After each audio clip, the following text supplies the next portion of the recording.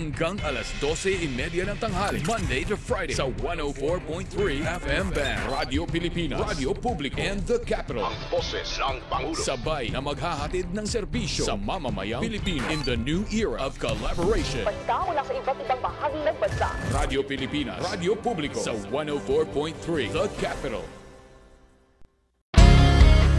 Paano nga ba mag-register para magkaroon ng schedule sa Bagong Pilipinas Presidential Action Center? Narito ang mga dapat gawin. Gamit ang iyong mobile device, pumunta sa eGov.ph app. Pwede itong i-download mula sa Apple App Store o sa Google Play Store. Gumawa ng account. Ilagay ang email address, valid mobile number, pagkatapos ay makakatanggap ka ng one-time code sa iyong email. Gamitin ang code sa eGov app para sa verification ng iyong account at ng mga impormasyong ibinigay. Congratulations! Meron ka ng eGov.ph app account. Pwede mo na ma-access ang iba't ibang serbisyo ng gobyerno kabilang ang mga serbisyo sa Bagong Pilipinas Presidential Action Center. Ito ang Presidential Broadcast Service. Radyo Pilipinas. Radyo Publiko ng Bagong Pilipinas para sa Bagong Pilipino. Naghahatid ng mahahalagang balita at impormasyon na guugnay ng pamahalaan sa sambayanan. Tulay sa himpapawid ng serbisyo publiko. Radyo Pilipinas. Radyo Publiko. Ang boses ng Pangulo. Sa Mega Manila 738. Radyo Pilipinas. Radyo Publiko.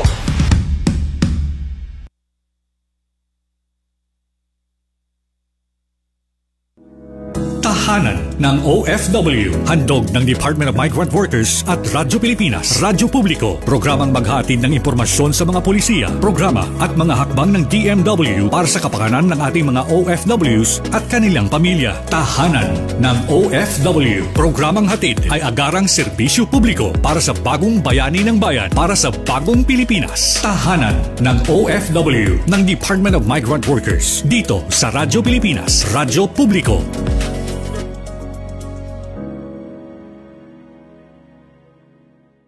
Magandang araw po sa inyong lahat, lalo't higit sa ating mga minamahal na mga OFWs at inyong mga pamilya.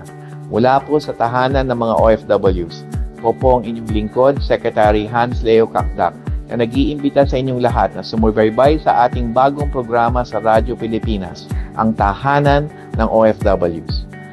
Regular itong masusubaybayan tuwing Huwebes mula alas 3 hanggang alas 4 ng hapon sa Radyo Pilipinas, Radyo Publiko, sa DZRB 738 AM at maging sa Radyo Pilipinas World Service.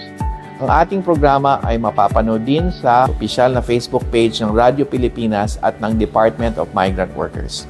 Sama-sama po nating pag-usapan ang mga kwento ng pagsusumikap ng ating mga bagong bayani at alamin ang mga programa at serbisyo na hatid ng DMW sa ating mga OFWs saan mang panig ng mundo.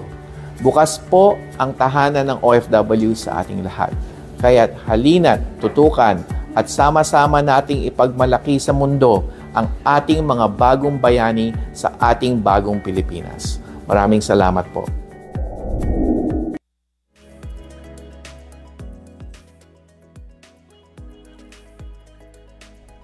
Ayan, narito na naman muli ang tahanan ng OFW. Isang magandang hapon, mga kababayan nating OFW saan mang panig ng mundo kayo naroroon. Ngayon ay October 9, 2025 at patuloy nating ihahatid ang mga balita, serbisyo at programang inilaan para sa ating mga bagong bayani. Ako po ang inyong lingkod, si Charles Tabu ng Land-Based OFW Concerns. Bumati ka naman, partner Roland. Ayun, magandang hapon, D. Charles. Nagkasama na naman tayo muli. Isang pagbati sa ating lingguhang programa para sa ating mga mahal na OFWs. Ako po, si Roland Blanco mula dito sa Land-Based OFW Concerns and hello sa ating mga kababayang OFW saan mang sulok ng mundo.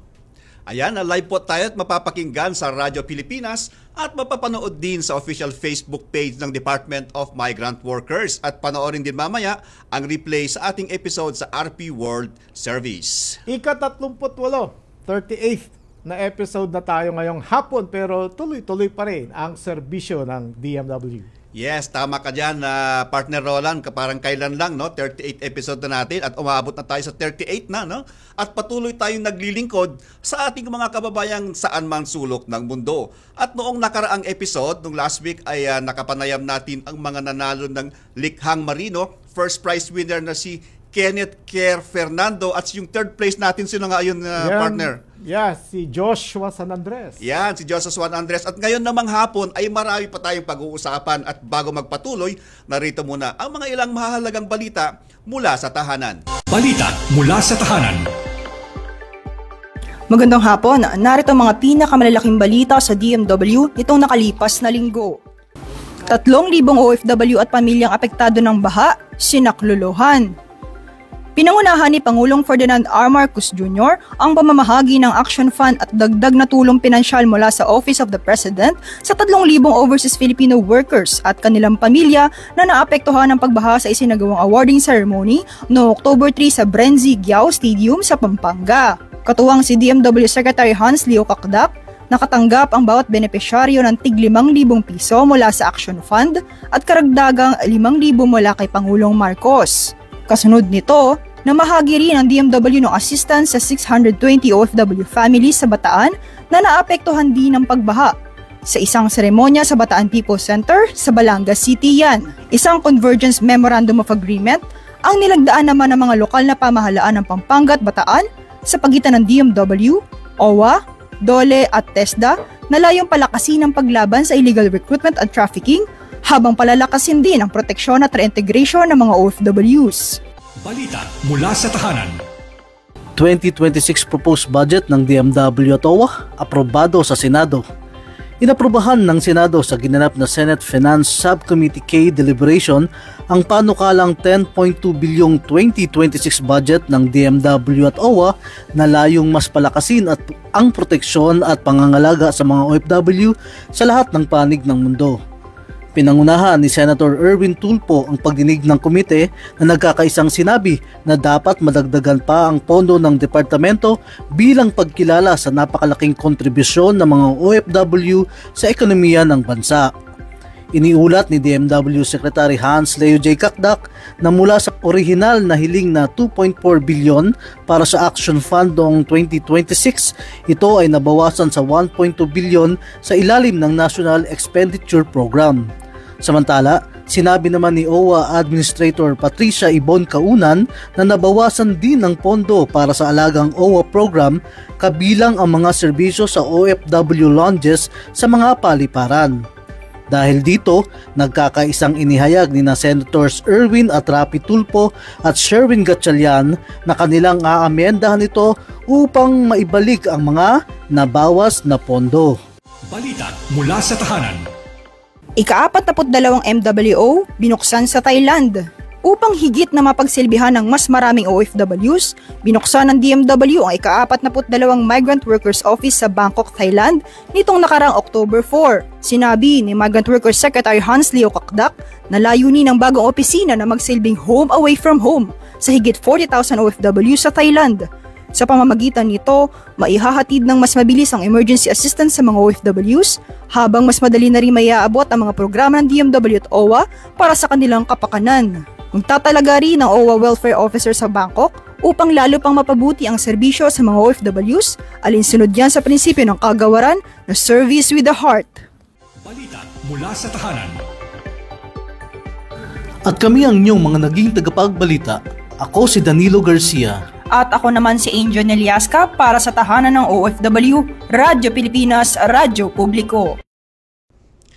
At yan po ang mga balita mula sa tahanan. At ang kasama natin si ASEC Veni Venancio Legaspi ay kasalukuyang nasa Davao ngayon. Ano? At may live report tayo mula kay ASEC Veni tungkol naman sa mga balikbayan boxes natin.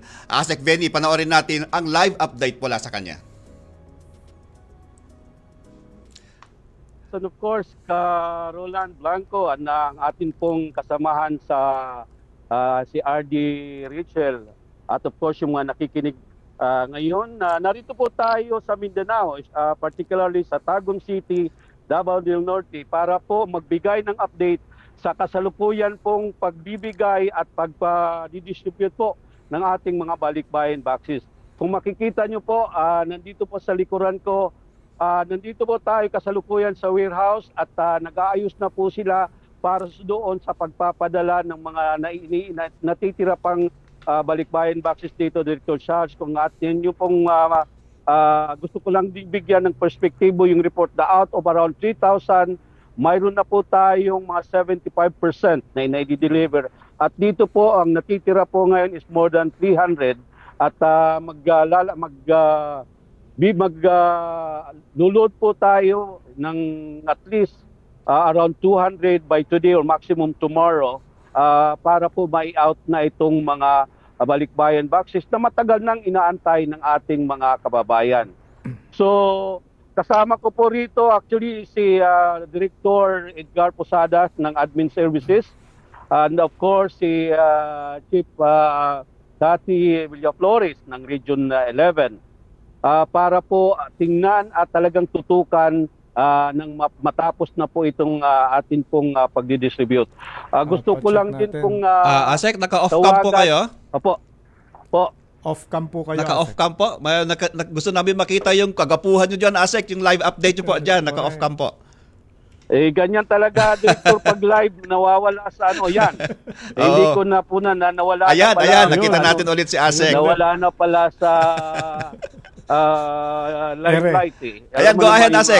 Gwapo, hindi dapat nagtatagal sa camera. Nandito po si Sir John, gusto ko lang pong makuha yung confirmation dahil kagaya ng napag-usapan niya, yung mga meetings yesterday. Sir John, live po kayo dito sa Radio Pilipinas, Radio Publico, ang tahanan ng OFW. Ito mga natitira pong mga balikbayan boxes and kagaya ng sabi niyo po ay maximum po is mai-out na ito by tomorrow at in transit na ito sa mga kababayan natin, right? Opo, sir. Sa ngayon po, nag-aantay po tayo sa pagbalik po ng mga truck po natin na galing pong biyahe. Masahan nyo po na pagbalik po nila, may luluting po agad natin at may distribute po natin sa lahat po ng location. Katulad po ng Zamboanga, Lanao, Cagayan, South Cotabato, North Cotabato, Davao, Davao del Norte. Yan po yung mga area na antabayanan nyo po na kinabukasan, pag after namin mag-loading, kinabukasan, andyan na po sa mga bahay-bahay nyo po yung mga truck po natin na para mag-deliver po ng mga na-abandon nyo po ng mga box. Maraming salamat. At dito nga gusto ko rin din ko nandin ng pahayag si Director Edgar Posadas. Director, yes, Director, magandang hapon. Naniniwala ka ba sa sinabi ni si June na by tomorrow or maximum during weekend matatanggap na yung mga balikbayan boxes natin?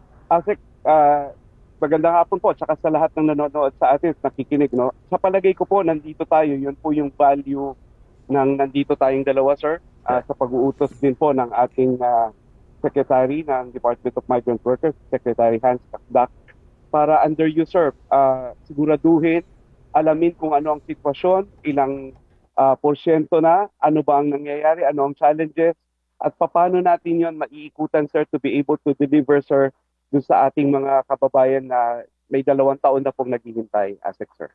Thank you, Director. Director Charles, dagdagan ko lang na medyo may challenge tayo kasi isa sa mga nakita natin dito, nang tinignan natin, kinausap natin mga nagde-deliver, mayroon kasing mga balikbayan box na nung yung nakalagay doon sa address, halimbawa is Maguindanao, pero nung tinawagan, lumipat na pala, napunta na ng Pampanga or Nueva Ecija. So ang nangyari is ngayon, ibinabalik mo niyan sa warehouse para po i-deliver onward kung saan po sila. So isa sa mga challenges po natin yun. Pero hindi po tayo titigil, kagaya po ng sabi ni Secretary, kailangan matanggap nila itong mga balikbayan boxes kasi kagaya nga pinagpawisan yan at pinagbuwesan ng mga katakot-takot na paghihirap at sakripisyo, kaya kailangan matanggap ng mga pamilya. Kaya naman, nandito po kami ngayon sa Tagum, sa warehouse mismo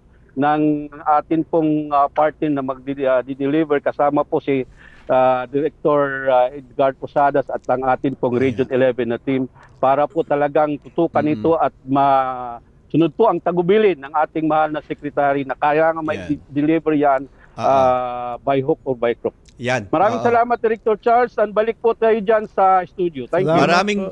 Maraming salamat po, Carol. May sasabihin pa kay Yung nga, at kay Direk Edgar Posadas at kay Asek Veni na napakasipag talagang nasa ground para masiguro, na masiguro ang ma-deliver sa mga kapwa nating sa mga OFW ang hinihintay na matagal na nilang hinihintay ng mga boxes. Maraming salamat sa inyong dalawa po at yung team nyo, special shout out po kay Nikki, kay Jamie, kay Diri na hindi natutulog sa pag-update po sa ating mga boxes. Samantala, narito po ang iba pang kaganapan sa DMW.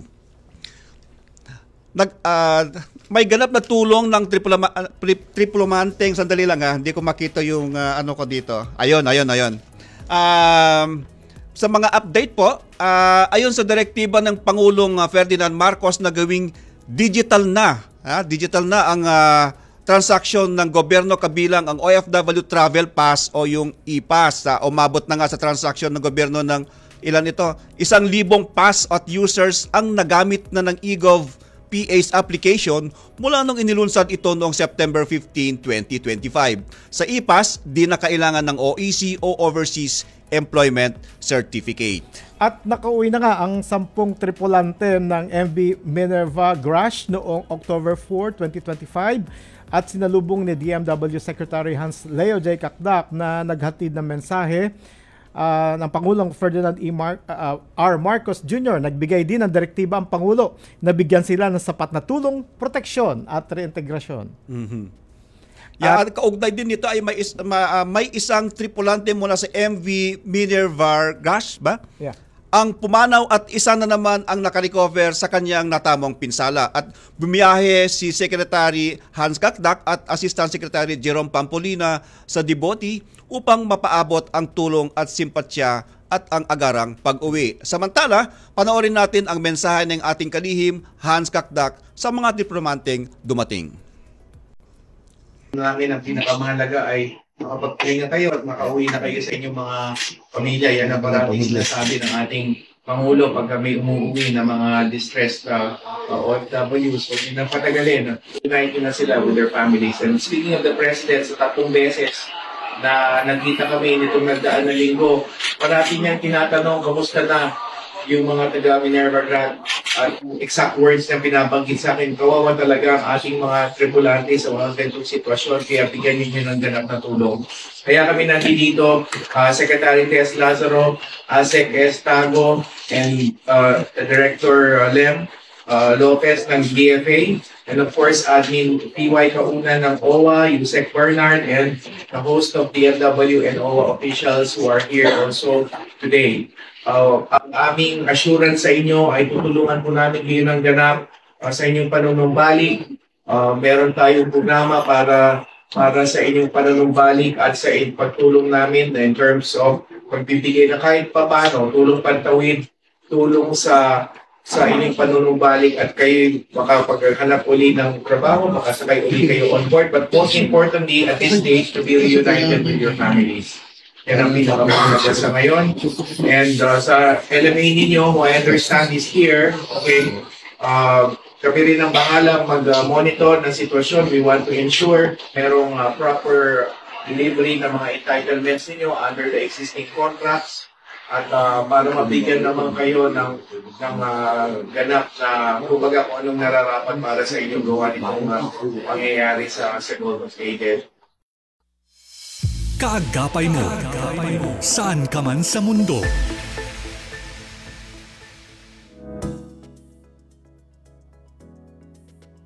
Ayan, ngayon naman po ay dumako tayo sa ating bisita at narito at handang-handa na ang magpakilala ang ating pasipag na Regional Director, si RDR Richel Butaw ng DMW Caraga Region na nasa kabilang linya po. Director Richel, bati naman po kayo. Magandang hapon, Director Charles, kasama ang Roland Blanco, magandang hapon, at sa ating mga tagapakinig ng Radyo Pilipinas, Radyo Publiko. Sa mga taga Mindanao po, maayong hapon sa inyong tanan, labi na sa mga taga Caraga Region o sa Butuan City, madyaw nga hapon sa inyong tanan. Magandang hapon po, RD. Kamusta po kayo dyan sa Region 13 at mga kababayan po natin dyan sa Caraga Region? Sir Roland, maayos naman po ang ating kalagayan dito sa Caraga Region. Ang ating panahon ay medyo makulimlim pero na isasagawa naman po natin ang ating mga programa at serbisyo. Patuloy pa rin po tayong pumupunta sa ating mga areas of responsibility upang po magbigay ng ating mga programa at serbisyo sa ating mga kababayang OFWs at sa kanilang pamilya dito sa Caraga Region.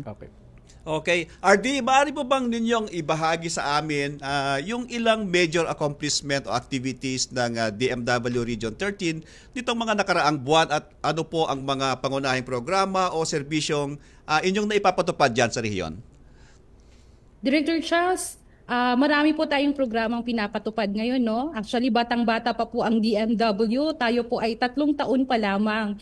At dito po sa Caraga Region, bagong-bago po ang ating regional office. So ngayon po, ang ating mga programa ay patuloy naman at inaayon natin ito sa ating 10-point agenda ng ating Secretary Hans Leo J. Cacdac. So unang-una po dito na ating pinagkakaabalahan ay ang upskilling po ng ating mga OFWs. Lalong-lalo na yung mga nandito na sa Caraga Region at nagbabalak ng pumarito na na hindi na bumalik sa abroad.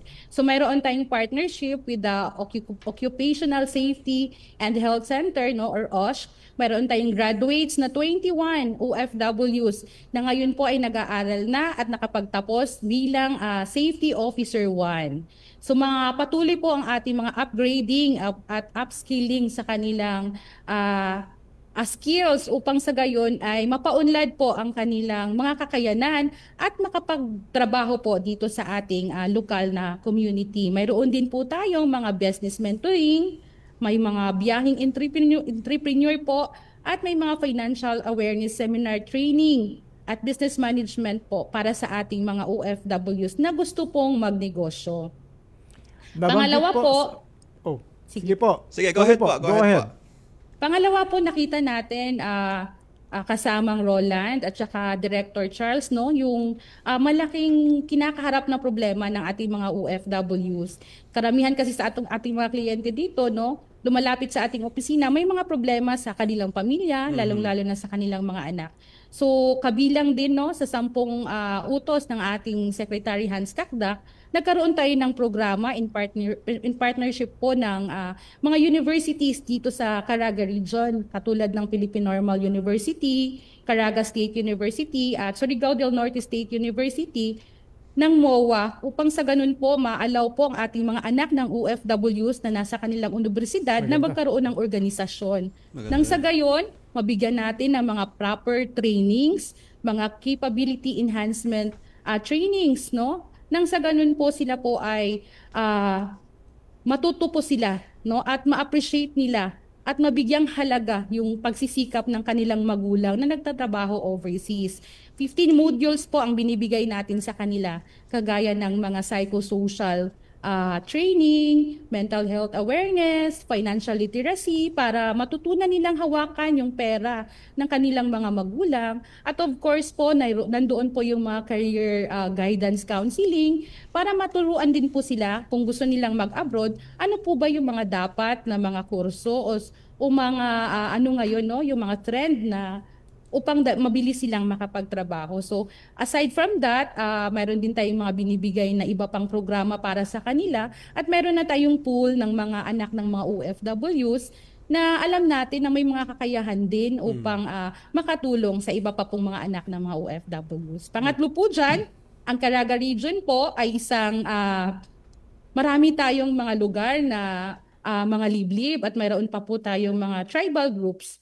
So ang ginagawa po natin upang maabot po yung ating mga OFWs na nandoon sa mga remote areas, mayroon po tayong quick response team. Sa panahon po ng mga emergencies o kahit lamang po yung gusto nilang umuwi at may mga sakit sila, ay atin silang mabilis na mapuntahan. Bagaman hindi po tayo kumpleto pa sa ating rehiyon, dahil nga po tayo ay bago pa, sinisigurado po ng ating rehiyon na sa tuwing pong may humihingi ng tulong ay mayroon pong team na makakapagbigay lingkod po kaagad sa kanila. RD, nabanggit po rin sa mga ulat na patuloy ang pamimigay ng tulong sa ilalim ng Livelihood Program for OFW Reintegration at ng Action Fund. Ilan po na ang naging beneficiaries at paano po makakatulong ang mga programa ito sa mga OFW at kanilang pamilya sa Caraga? Kasamang Roland, yes po. Dito po sa Caraga Region, mayroon po tayong 209 beneficiaries no ng ating action fund. Ito po ay mayroong mga medical, no, distressed OFWs na nagkakahalaga na po ng 12,910,000. Sa livelihood program naman po, mayroon tayong nabigyan ng 196 OFWs no na livelihood na nagkakahalaga naman po ng 1,960,000. Ang kinaganda po nito, kasamang Roland at Director Charles, dahil nga po medyo remote ang iba nating mga area dito sa Caraga Region at meron pa tayong mga geographically isolated and disadvantaged areas or GEDAS area, no, meron po tayong mga na naging OFW at napakasaya dahil nung sila po ay nabigyan natin ng livelihood, sila din po ngayon ay nagbibigay kabuhayan na sa kanilang mga katribo doon sa kanilang area. Halimbawa na lamang po nito si Ma'am Lilibeth Prado, no, na dating household service worker. Tapos ngayon po nakita niya na ang marami sa kanilang produkto ay mga niyog at abaka. So nag-engage siya into wholesaling ng abaka na instead po na ang ating mga kababayan o katutubo doon ay dumaan pa sa mga middlemen na lugi naman sila parati, ay siya na po mismo ang bumibili ng mga produkto. Sa ngayon po nakakatulong siya sa kanyang komunidad at nagiging bahagi na po siya ng ating ekonomiya dahil siya po ay nagbibigay ng trabaho sa kanyang kapwa mga katribo. Ayan. Alam mo na, partner, napakaganda rin sinabi kanina ni RD, no, na tinutulungan din natin, no, na hindi lang yung mga OFW, kundi yung pamilya nila, lalo na yung mga bata, para matupad din daw ang pangarap ng ating mga OFW na sa ibang bansa. Yan. Sa usapin naman po ng assistance, kamusta po naman ang naging tulong ng inyong tanggapan sa mga distressed at repatriated OFWs? Kabilang na ang mga naitulong sa pamilya ng mga pumanaw nating mga kababayan, RD? Yes, Director Charles, no, actually isa ito sa pinaka mahirap nating trabaho, no, yung pagbigay tulong sa ating mga distressed at deceased OFW. Patuloy po tayong nagbibigay ng financial assistance sa kanila upang sa gayon po makapag-umpisa naman ang kanilang, lalong-lalo na yung mga ang naiwan na lamang po ay mga anak na nag-aaral at nawala po ang ating OFW. So tinutulungan natin sila para mayroon po silang pag-umpisa o pampatuloy po sa kanilang gastos sa pag-aaral. So during po sa pagdating nila sa airport, sinusundo na po natin sila kasamang Roland at saka Director Charles, no. Kausap natin ang ating Bangkasi airport para doon po sila sa lounge magantay. At pagdating po ay kinakandak po natin ang psychosocial first aid kasama po ang ating mga registered social workers dito sa Caraga Region. Nang sa gayon po maibsan, no, kahit papaano ang kanilang mga dinadamdam, no. Ngayon po marami po tayong mga kababayan na napapauwi dahil nga po sa recent na mga situation natin overseas. Hindi naman po tayo nagkukulang mula po sa ating financial assistance hanggang po sa pagtulong sa kanila na tulungan din sila ng mga ibang departamento gaya ng mga DSWD at para po sa kanilang tuloy-tuloy na livelihood programs ay nakikipag-coordinate din po tayo sa mga local government units. Okay po. RD, magawi naman tayo sa employment facilitation. Ilan po ang mga job fairs o recruitment activities na naisagawa nitong mga nakaraang araw? Kasamang Roland, yes po, nakapag-launch po tayo ng job fair, no? 41 job fairs po sa buong Caraga Regions. Of course, in partnership with the Department of Labor and Employment at sa ating mga PESO managers. At meron po tayong 2,020 registered applicants during po sa mga job fair natin na iyan. Kasama na po dyan yung sa kaarawan po ng ating mahal na Presidente Ferdinand Marcos. At of course po yung ating mga partnership sa TESDA, yung ating mga World Cafe job fairs, at yung sa ating mga special celebrations, no, gaya ng mga Labor Day celebrations. So ito po ay malaking programa at nagsisilbi po nating platform upang pong ang ating mga kababayan ay magkaroon ng venue kung saan sila legal, no, na makapag-apply. At yung ating mga licensed recruitment agencies naman na walang branches dito sa Caraga Region ay legal na makapag-recruit no, outside of their registered business address. Ayan po. At maraming salamat po. Napakinggan po natin ang ating masipag na Regional Director Richel Butaon ng DMW Caraga Region po. Ilang paalala mo sa pagbabalik po ng tahanan ng OFW.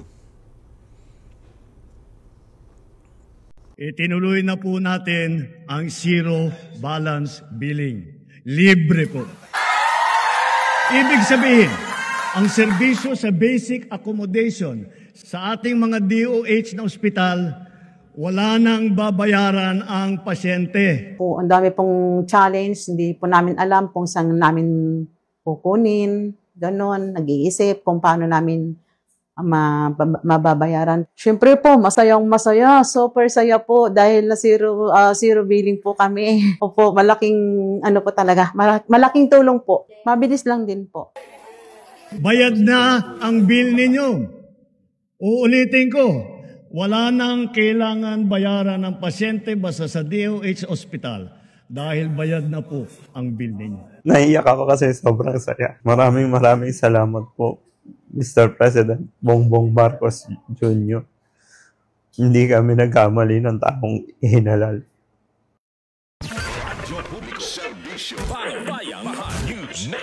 Balitang pambansa. Sa ulo ng ating pinakamalawak na pagbabalita. Ang radyo ng Pilipinas. Radyo Pilipinas. Balitang mahalaga sa bawat mamamayan. Ang radyo ng publiko. Radyo publiko. Nag-uugnay ng pamahalaan sa sambayanan. Ay inyo ring mapapakinggan sa 104.3 FM band. Magkaisa, magtulungan para sa pag-unlad ng ating bansa. Radyo Pilipinas. Radyo publiko sa 104.3 The Capital. Ang ating mga programa at serbisyo para sa mamamayang Pilipino. Ibabahagi natin mula alas 6 ng umaga hanggang alas 12:30 ng tanghali. Monday to Friday sa 104.3 FM band. Radyo Pilipinas, Radyo Publiko, and The Capital. Ang boses ng Pangulo. Sabay na maghahatid ng serbisyo sa mamamayang Pilipino in the new era of collaboration. Balita mula sa iba't ibang bahagi ng bansa. Radyo Pilipinas, Radyo Publiko sa 104.3 The Capital. Good news!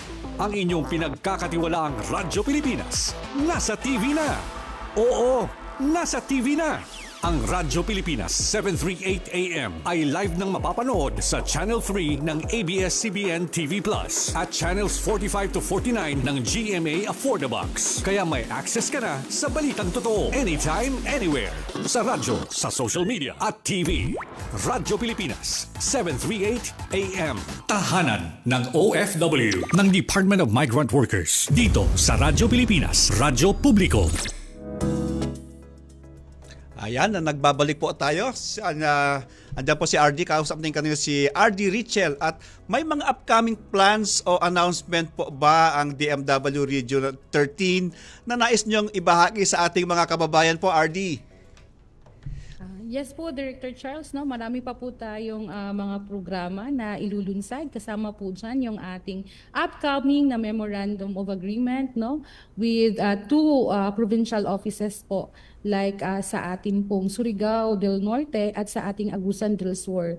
Ito po ay naglalayo na magkaroon tayo ng opisina at close coordination with the province para po maabot po natin yung ating mga OFWs na nandoon po sa kanilang mga lugar. Kasi po, Director Charles, kasamang Roland, ang gusto sana natin, no, in Bisaya, gusto natin serbisyo sa tugkaran, no. Ibig sabihin sa Tagalog, nasa mismong tapat na ng bahay ng ating mga OFWs yung ating serbisyo. Lalong-lalo na po pagdating sa request nila for repatriation sa kanilang mga mahal sa buhay na OFWs. Ngayon din po, December, of course, magkakaroon tayo ng ating DMW anniversary. So, iniinganyo natin ang ating mga kababayan dito sa Caraga Region na bumisita sa ating opisina dahil ito po ay isang masayang selebrasyon para sa kanila. Yes, RD, parang kailan lang anniversary na naman natin, no. Dahil sa kabisihan natin, din natin na nakikita yung paglampas ng panahon. Alam mo, nabanggit mo kanina nga yung sa dami ng mga programa na babanggit mo. Alam mo, gaya na kami ni partner Roland na dating OFW. Sa ngayon kasi na nandito na tayo na naglilingkod ay parang ang konsolasyon na lang po natin ay mapasaya natin ang ating mga kliyente, lalo na mga OFW at ang kanilang pamilya. Kaya maraming salamat po at napakinggan po natin si Regional Director Richel Butaw ng Department of Migrant Workers, Caraga Region. Mabuhay Ayan ka, po. Ardi. Mabuhay po, Ardi, at ingat po kayo lagi dyan. Salamat po. Kalinga at aksyon para sa mga bagong bayani.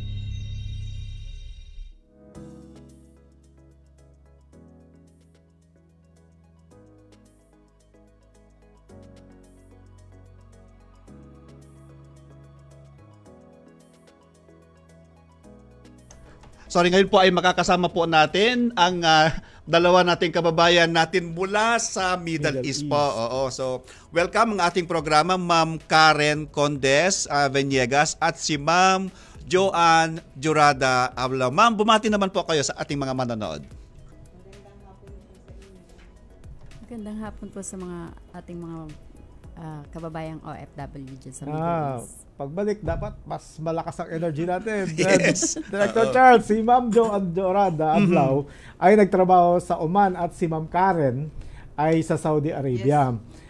Kamusta naman po ang pagtatrabaho doon? Si Ma'am ano na lang muna? Si Ma'am Karen muna. Yes.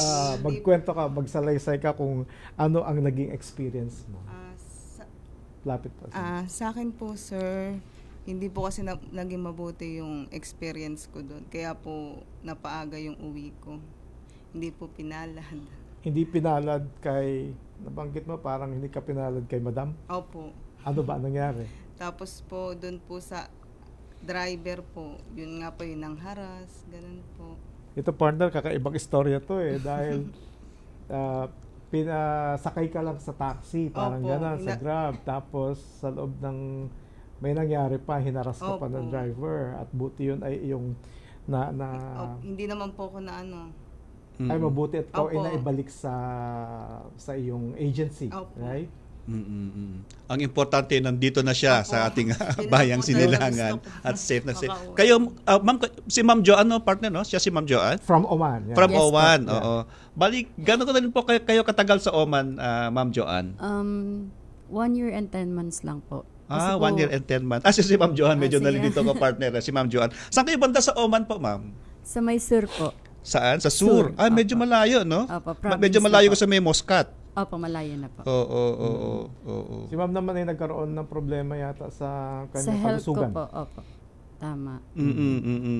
Pero nung umalis ka ng Pilipinas, maayos ang good naman po. Oo nga. Ikwento mo kung paano mo yan nakuha doon sa iyong pagtatrabaho bilang yun po, kasambahay.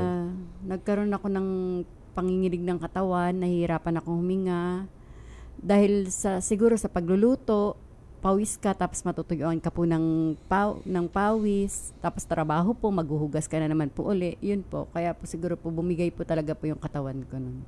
Mga ilang oras ka ba naman kasi nagtatrabaho sa isang araw? Opo, magluluto ka po ng umagahan, alas 5, alas 4. Tapos po maghuhugas ka po, maglilinis ka. Tapos pagtapos magluluto ka pa po ng mga lunch nila, dinner, hugas plato, linis, ganun lang po sa araw-araw po. Kaya po bumigay po yung katawan ko nun. Common kwento to, partner, ng mga kasambahay, ano? Dahil yung mga sobra-sobra sa oras. Yes po. So yun lang naman po ang yun ang mga naranasan nyo. Okay naman po si Madam saka si boss po natin. Sa inyong pagbabalik. Yun sa akin po, okay naman po yung mga employer ko po sa Oman. Yun lang po, yung health ko lang po talaga po bumaksak. Saka sa trabaho pong marami. Oo. Yun ang isa importante kung minsan basta magkakasundo kayo ng iyong employer, no? At siyempre naman sa health, siyempre uunahin pa rin natin kung dapat kung ika nga health is wealth, yun ang dapat natin unang. At si Ma'am Joanne, may dalawa pa rin siyang anak. Single mother po. Kamusta naman po ng inyong pagbabalik? Yun po. Nag-try po ako kasi butot balat na po ako umuwi nung pag-uwi ko po. Nag-recover lang po ako ng ilang buwan. Nagtrabaho po ako ng factory. Kaso natanggal din po ako kagad kasi po dahil po sa hinihika po ako, nagkakasakit po ako kagad. Pabalik-balik na naman po ulit po sa ospital. Talagang kailangan niya, partner, magpagaling. Oo, Dahil pagaling. ikaw kamo ang inaasahan ng Yes iyong po. dalawang anak, Yes. mahirap na kung ikaw ang bibigay. Yes, Yes, po. oo. Si Karen naman, ano ang iyong natutunan sa pag-abroad? Babalik ka pa ba? Siguro po hindi na po. Oh. Siguro po hindi na po. Mas okay na po yung trabaho ko ngayon dito eh. Parang kaya naman po kitain yung sinasahod ko po sa Saudi dito sa factory. Ayun, yun ang magandang balita doon, Kasama ko pa partner. po yung dalawang anak ko po.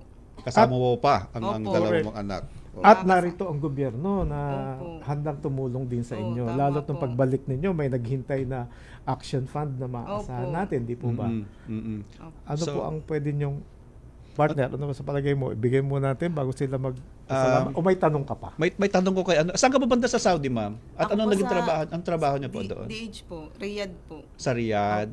Oo. Bali naka ilang taon? Umabot ka na ng Hindi ilang po, taon? First timer po ko, sir. First timer. Opo, 3 months lang po.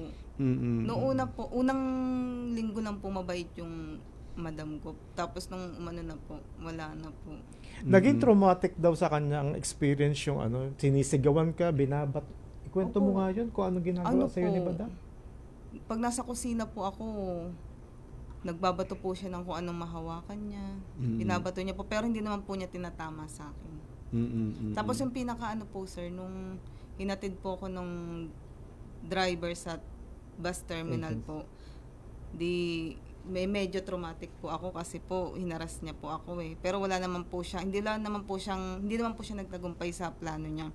Nung nasa bus station na po ako noon, yung bus station naman po na aksidente. Bali 2 beses po kung muntik, yun nga po yung naharas, tapos na aksidente po yung bus station. Pero awa naman po ng Diyos, ligtas naman po. Hanggang sa nakarating na po ako ng Hail. Yun po. Oo. Anyway, yan yung usual na narinig natin, no? So tagal na rin natin sa Saudi at saka sa Oman din. Hindi bago. Yan mga naririnig natin. Ang importante po ngayon, ma'am, nakandito na kayo. Ang importante ay nakauwi po sa mismong bayan. Nandito na kayo sa ating bayan. bayang Sinilangan at kasama niyo po ang inyong mahal sa buhay, no? At nandito nakapiling niyo ang inyong mga mahal sa buhay. Ngayon po ay meron po kasing project ang ating mahal na pangulo, no? So, at in partnership with the Department of Migrant Workers po, ay meron din kasi kaming konting tulong po para siguro ito ay makatulong na maging mag-umpisa natin sa ating pagbabalik dito sa Pilipinas. Po, partner. Isang karangalan na ipahatid ang tulong na ito sa inyo ngayon. Ayan po. Tulong ang magagawa niyan sa inyong pagbabalik. Yan po ay hindi naman sa kalakihang tulong po, pero ito ay kaya na pong makapag-umpisa po ng ating kung basta ilagay po natin sa tamang pamamaraan po kung paano natin ilagay ang pera na binigay po ng ating departamento. So ano po ang balak nyong gawin diyan sa financial na tulong po? Ito po sa akin pang start po ng maliit na business po. Pang din po to sa pag-aaral ng anak po. Okay. Yan, siya maganda yung ganun na plano. Yeah, at mapapatunayan niya na sabi niya nga pwede pala dito. Yes. Hindi mo na kailangan bumalik. Kaya naman po kita. May kasamang tulong mula sa kaya natin yan. Andyan din ang Department of Migrant Workers, ang inyong tahanan, para tayo po ay bigyan ng guidance po para sa ating buhay po. Mga mensahe po nila sa ating Pangulo. Nagpapasalamat po kami po sa mahal na Pangulo natin na natagunan po yung mga problema po ng OFW at sana po patuloy pa rin po ang pagtulong po niya sa mga OFW at hindi lang din po sa OFW sa buong Pilipinas po. At nagpapasalamat din po ako sa may DMW na nandiyan po palagi po na handa po tulungan po ang mga OFW. Ayan, kayo po, ma'am. Ako rin po nagpapasalamat po kay Pangulo dahil syempre po alam ko naman po na focus din po siya sa mga OFW. Maraming salamat po sa kanya. Tsaka dito po sa DMW, maraming salamat din po. Ayun. Malaking tulong din po to. Oo. Alam niyo po, ang ating presidente, mahal na mahal niya ang OFW. Kahit saan magpunta yan, andyan po lagi ang sa kabalikat natin lagi ang ating presidente at ang ating mahal na Secretary Hans Leo Kakdak. Opo. Okay, at yan po ang ating panayam kay Karen at kay Joan, mga OFW na tumanggap ng tulong mula sa ating Department of Migrant Workers po. At nagbibigay pa pala ang Department of Migrant Workers laban sa mga Facebook pages na nag-aalok ng pautang. Yes. Paalala po na bago pumasok sa anumang loan transaction, siguraduhin munang ang kumpanya ay rehistrado sa Securities and Exchange Commission o SEC at otorisado ng Bangko Sentral ng Pilipinas. Para sa listahan ng mga lehitimong lending companies, maaari pong i-download ang SEC Check app. Maging mapanuri, huwag basta magpapaloko sa mga online offers. At mga kababayan, magandang balita po ito mga kababayan natin dyan sa Italia ay mahalagang anunsyo. May gaganapin na serbisyo caravan sa Roma at gaganapin sa Linggo sa October 12, 2025. Ang venue po ay dyan sa Atlantico Viale del Oceano Atlantico, sana tama yung pagkabigkas ko, no? Sa 271D Rome. At gaganapin din ang serbisyo caravan sa London bukas, no? Biyernes, October 10, 2025 mula alas 9 ng umaga hanggang alas 5 ng hapon sa Novodel, London West. Kaya mga kababayan, mag-register na lamang dyan sa caravan. Makikita po sa ating Facebook page ang detalye. Kaya pare Koy, lagi-lagi nating sinasabi, no? Lagi natin inuulit-ulit namin 'to na maging mapanuri. Sabi po ni partner kanina, no, huwag basta kumakagat sa mga panlilin lang ng ating maging mga aware sa mga red flags. Yes, oo. Laging magbasa. Kaya magbigay nga tayo ng kahit 3 lang muna sa napakarami na yan. Yung kapag ikaw ay inopera na napakalaki, ayun. Too good to be true. Too good to be true. Tapos yung kanilang recruitment usually online. Nako, kakabahan ka na kaagad yan pag online. At tapos yung hinihingaan ka kaagad ng down payment of kahit magkano pera yan na hihingaan ka na hindi ka pa nag-uumpisa, walang napapakita na resibo. Job order, walang resibo, ay kakabahan ka na po. Kaya wala kayong gagawin kundi tumawag po sa DMW 1348 lang po. Tatawag na kayo at meron ka pa 24/7 po kami at kami po ay magbibigay ng mga guidance para sa ating mga kapwa OFW. At para sa mga mahalagang anunsyo, komento o iba pang panghihina serbisyo, maaari nyo pong makontak ang DMW sa mga official na website, email address, social media channels, at hotline numbers na makikita nyo sa inyong screen. Amin pong pinahalagahan ang inyong mga feedbacks para higit kayong mapaglingkuran. Ako po muli ang inyong lingkod, Roland Blanco ng DMW Land-Based OFW Concerns. Ingat po sa ating mga kababayan ngayon, panahon ng tag-ulan. Yes, at bago po tayo magtatapos, gusto ko lang sanang sabihin na minsan kasi ewan ko bakit gusto ko laging sasabihin na wag tayong magpapaloko kasi marami tayong naririnig na panloloko, no? Minsan kasi may mga nag-aalok na alika, samahan kita sa papunta kita tutulungan kita, alalayan kita, pero pagkatapos noon hihinga na po kayo ng konting tulong daw, pera, sabihin natin ng pera. So pag mga ganun na mga ganun po ang sistema, medyo kabahan na po kayo, no? Hindi naman namin kailangan yung mas maganda na tumutulong tayo sa kapwa, pero walang kapalit, pare Koy. Correct yun. At katulad nga, balik tayo sa ating mga guests. Kay Ma'am John, kay Ma'am Karen, di ba? Kayo ba, naranasan nyo ba yun? Nag-a-apply kayo noon? Dapat alam niyo na sa ahensya kayo nag-a-apply, di po ba? Opo. Kailangan po talaga mapanuri po talaga kasi marami po talaga pang scammer. Kung mag-a-apply dapat po personal. Yes. Tama kayo dyan. Tama kayo dyan. Hindi yung online. Hindi sa Facebook. Oo. Mas magandang walk-in talaga. Oo. Saka may marami tayong mga programa, no? May mga programa ang ating Department of Migrant Workers. Lagi po natin pinopost sa ating website. Marami po tayong mga programs na nilalabas sa like ng job fair, mga ganun po, no? So, yun po, yung lagi nating abangan, nakatutok lang po kayo sa amin at kayo po ay maalalayan ng ating departamento po. Oo. At abangan po ang program ng DMW, ang tahanan ng OFW, at bago po tayo magtatapos muli, at gusto ko po sanang pasalamatan po ang ating mga secretary ng Department of Migrant Workers na halos hindi na natutulog pareho, no? Correct. Mula kay Secretary Hans. Yes, oo. At shout out ulit kay Asek Veni at kay Director Edgar na nasa Davao na nag-live pa. Nag-report ng live kanina. Yes, oo. Tapos yung may mga programa po kasi kami sa OFW, sa Department of Migrant Workers po, na kung minsan kasi sa dami rin po, katuwang po namin ng OWA, no? Pag sinabi ng DMW po, kasama po lagi natin ang OWA dyan. So may mga programa kami dyan na talagang nag-aalalay sa ating mga OFW. Hindi lamang sa kanilang hindi lang sa kanilang mga anak na sa kapamilya, no? Sa mga OFW, meron din kami dyan meron tayong medical services, Parikoy, no? Correct. Na araw-araw halos nakakatanggap din kami ng mga OFW na humihingi ng tulong medical. Andyan po ang OFW Hospital po. At meron po tayong abangan ang bagong programa ng DMW, ang Usapang DMW, ang tahanan ng OFW, hosted by Del Miranda sa Facebook ng DMW. Kaya abangan niyo po 'yan. Abangan niyo po 'yan. Okay, so mukhang napasarap tayo sa kwentuhan. Ma'am, maraming salamat sa pagbigay niyo ng oras sa amin, pag-share niyo po ng inyong mga istorya po.